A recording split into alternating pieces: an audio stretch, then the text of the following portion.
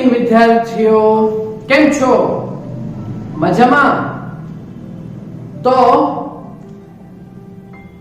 2-3 દિવસના ગેપ બાદ આજે આપણે એમ તો અનુનાદનો ટોપિક ચાલતો છે, જેમાં પ્રવાહ મહત્તમ બને.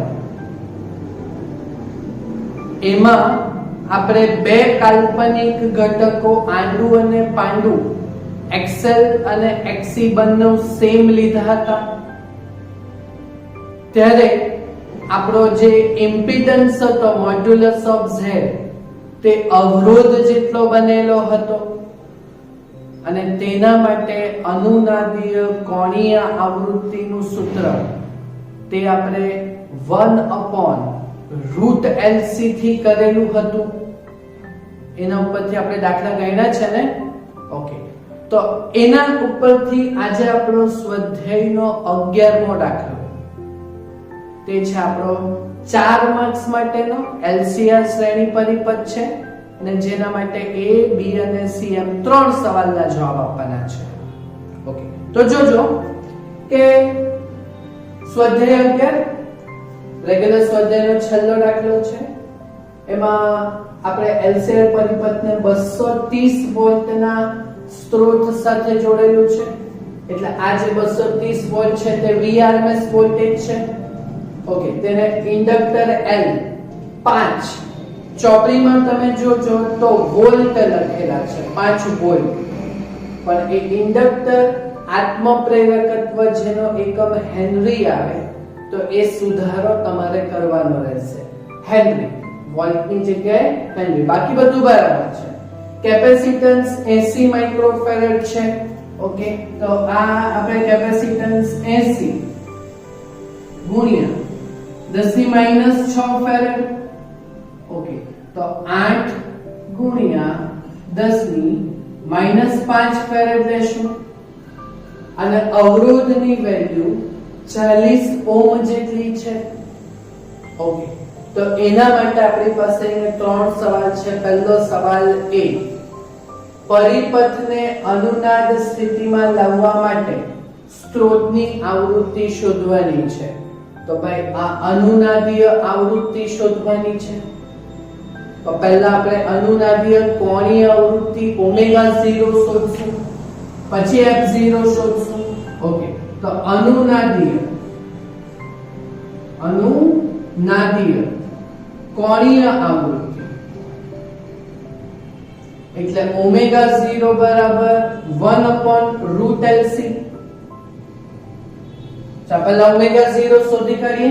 ઓકે, તો 1/√L 5 છે અને કેપેસિટન્સ 80 ગુણ્યા 10⁻6 રાખીએ. ઓકે, વર્ગમૂળ છે એટલે બેકી સંખ્યા વાળું જ રાખીએ આપણે. ઓકે, આ રાખીએ ને તો સારું પડશે. ઓકે, તો 1/છેદમાં વર્ગમૂળમાં 8×5 = 40 એટલે 400 ગુણ્યા 10⁻6. બરાબર, તો આ શું થશે? આ 400 નું વર્ગમૂળ, ભાઈ 400 નું વર્ગમૂળ એ તો 20 આવે, 20. બરાબર, તો 20 ગુણ્યા 10⁻6 ઘાત નું વર્ગમૂળ એટલે ઘાત અડધી થઈ જશે. અડધી એટલે 10⁻3. ઓકે, 10⁻3 ઉપર જાય તો +3 એટલે 1000 ભાગ્યા 20 એટલે આ 10⁻3 ઉપર જાય તો 10 ની +3 ને એટલે 1000 ભાગ્યા 20 એટલે 100 ભાગ્યા 2 અને 100 ભાગ્યા 2 એટલે 50 રેડિયન પર સેકન્ડ. પણ આ અનુનાદીય કોણીય આવૃત્તિ થઈ. આપણે હવે અહીંયાથી આવૃત્તિ શોધી લઈએ ને. ઓકે, તો સ્ત્રોતની આવૃત્તિ માટે ઓકે, તો આવૃત્તિ f માટે આ શોધવાનું છે. તો ભાઈ આપણને ખબર કે ω બરાબર 2πf, તો f બરાબર ω ના છેદમાં 2π. ઓકે, 50 ના છેદમાં પાઈ ગુણ્યા 2 એટલે 3.14 ગુણ્યા 2 6.28.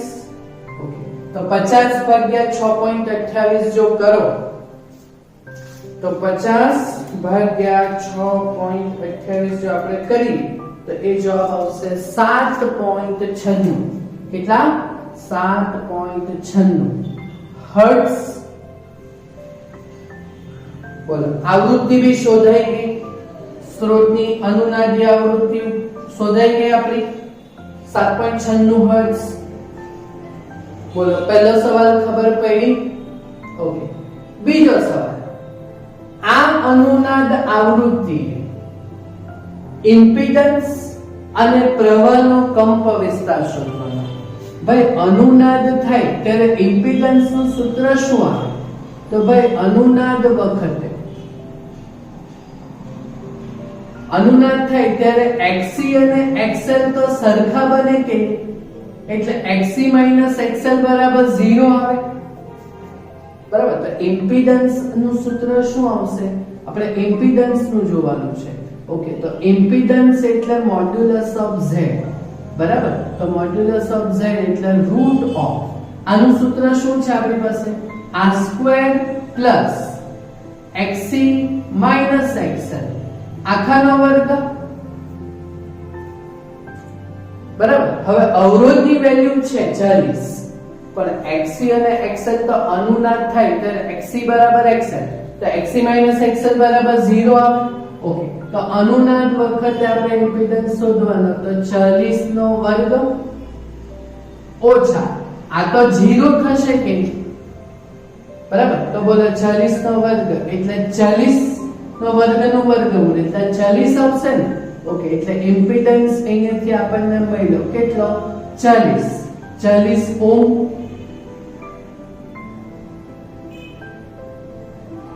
બરાબર. ઓકે, બીજો સવાલ શું છે? પ્રવાહનો કંપ વિસ્તાર શોધવાનો છે. ઓકે, તો પહેલા આપણે પ્રવાહનું RMS મૂલ્ય શોધીએ. આપણી પાસે આ Vrms છે ને.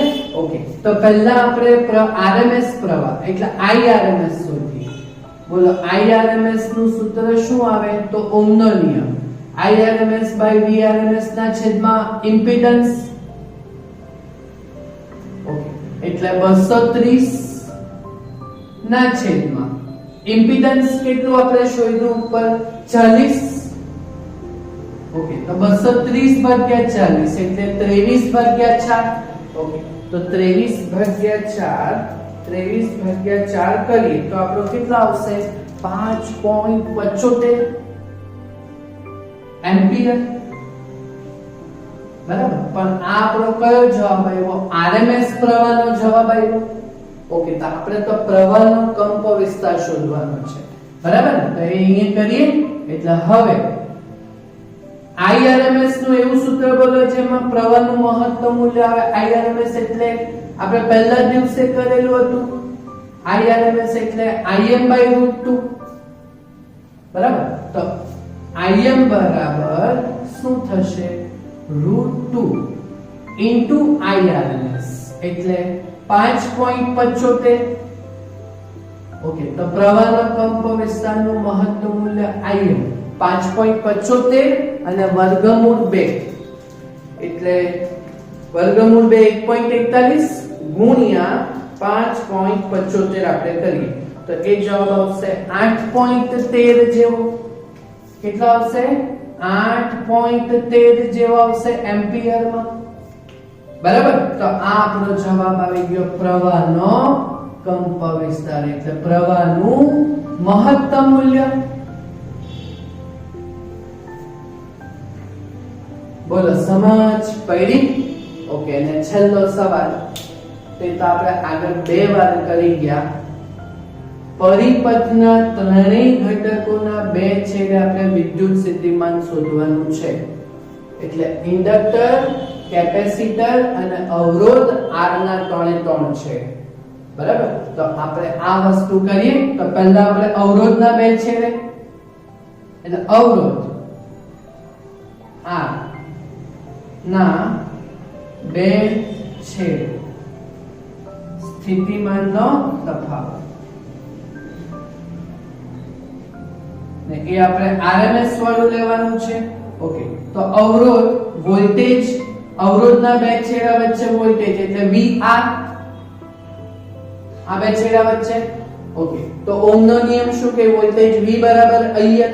ઓકે, તો એ V બરાબર IR, તો એ I તે RMS પ્રવાહ પસાર થાય, તો IRMS R. બરાબર, ના અવરોધના બે છેડા વચ્ચે RMS વોલ્ટેજ શોધવાના છે. ઓકે, તો IRMS આપણે કેટલો શોધ્યો? 5.75 જોયો. ઓકે, ના અવરોધની વેલ્યુ આપણી પાસે કેટલી છે? 40. ઓકે, તો 5.75 ગુણ્યા 40 આપણે જોઈએ. બરાબર, તો 5.75 ગુણ્યા 40 આ કરો તો આપણો જવાબ આવશે 230 વોલ્ટ.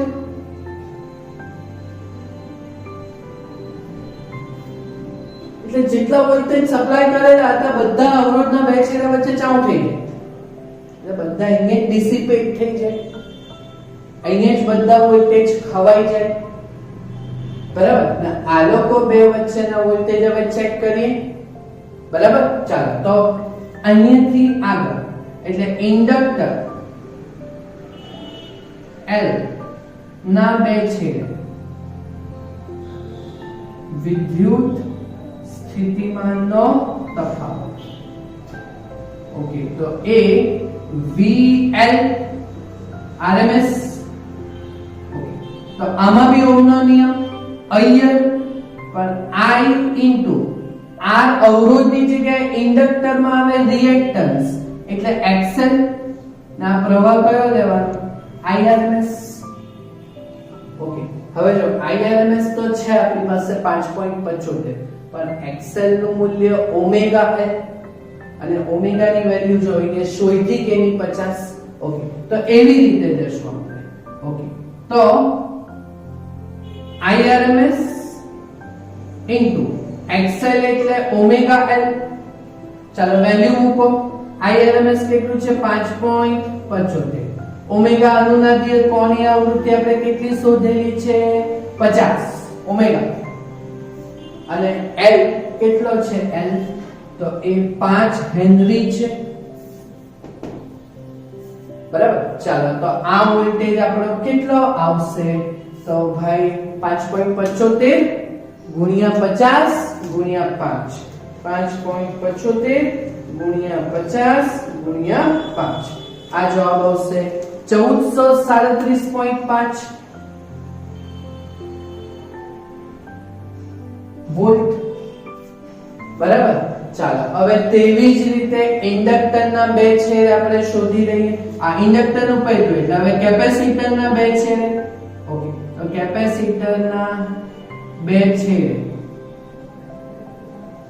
વિદ્યુત સ્થિતિમાનનો તફાવત. ઓકે, તો ABC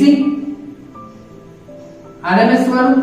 ઓકે, આમાં બી ઓહમનો નિયમ I RMS I ઇન્ટુ હવે XL ની જગ્યાએ XC આવશે. ઓકે, એટલે XC નું સૂત્ર શું આવે? 1/ωc. બરાબર, ચાલો હવે વેલ્યુ મૂકીએ.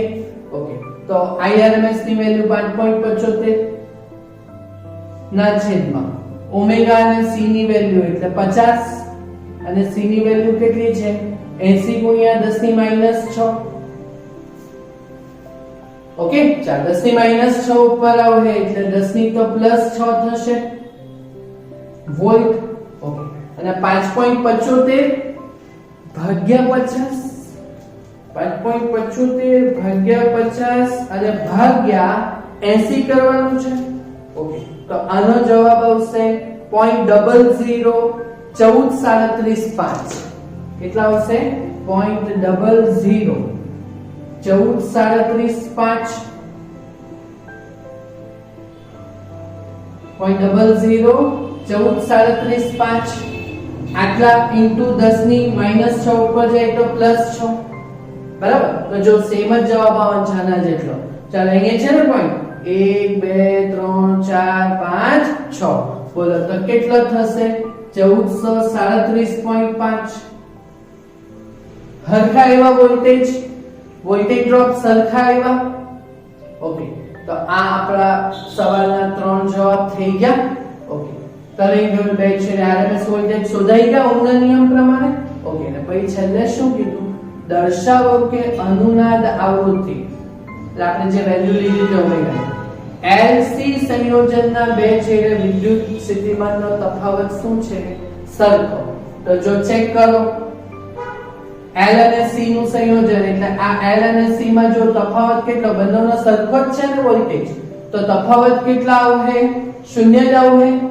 ઓકે, એટલે હવે ચેક કરો, LC સંયોજનના બે છેડે વોલ્ટેજ, LC સંયોજન ના બે છેડે સ્થિતિમાનનો તફાવત. ચેક કરો, જવાબ 0 લાવવાનો છે ને. ઓકે, એટલે VL VC એટલે 1437.5 1437.5. બોલો જવાબ કેટલો આવશે? 0 વોલ્ટ આવશે. બોલો થઈ ગયું? 0 જવાબ આવ્યો ને, 0 વોલ્ટ. બોલો ખબર પડી દાખલામાં? ઈઝી છે, બિલકુલ ભારી નથી. આવડશે તમારાથી આ કામ? થશે ને? પાકું? ઓકે, તો આટલું કામ કમ્પ્લીટ કરજો, અને એ પણ જાતે. કેટલા માર્ક્સનો દાખલો છે? 4 માર્ક્સ. આવડશે? Okay, thank you very much.